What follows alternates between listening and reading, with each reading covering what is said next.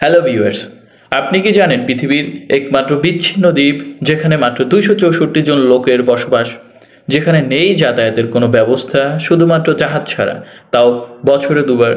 কথা বলছি ত্রিস্তান দা কুনার কথা। ত্রিস্তান দা কুনা দক্ষিণ আফ্রিকা থেকে প্রায় 2800 কিলোমিটার এবং দক্ষিণ আমেরিকা থেকে প্রায় 3200 কিলোমিটার দূরে অবস্থিত।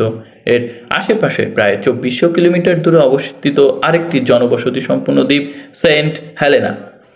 ত্রিস্তান দা কুনা দক্ষিণ আটলান্টিক মহাসাগরের দ্বীপপুঞ্জের একটি অংশ।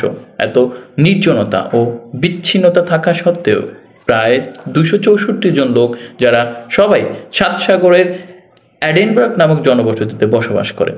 ত্রিস্তান দা কুনার উৎপত্তি। ত্রিস্তান দা কুনা দ্বীপটি একটি আগ্নেয়গিরির কার্যকলাপের ফল।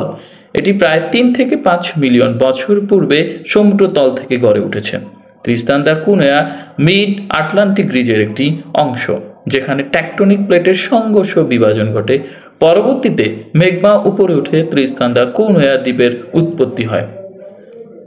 ত্রিস্তান দা কুনা দ্বীপের বিশেষত্ব হচ্ছে এর আগ্নেয়গিরি, এর বিচ্ছিন্নতা এবং প্রাকৃতিক পরিবেশ, যা দ্বীপটিকে অনন্য করে তুলেছে। বর্তমানে দ্বীপটি ভূতাত্ত্বিক গবেষণার প্রাণকেন্দ্র। 1506 সালে ত্রিস্তান দা কুনা নামক একজন নাবিক দ্বীপটি আবিষ্কার করে। পরবর্তীতে তার নামেই দ্বীপটির নাম রাখা হয় ত্রিস্তান দা কুনা। পরবর্তীতে 1816 সালে দ্বীপটি যুক্তরাজ্যের অংশ করে নেওয়া হয়।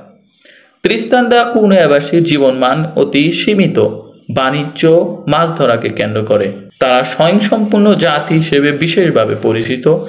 মাঝে মধ্যে তাদের আমদানির কাজটি দক্ষিণ আমেরিকা থেকে আসা পণ্য বোঝাই জাহাজের মাধ্যমে করে থাকে, যা 6 মাস অন্তর অন্তর আসে।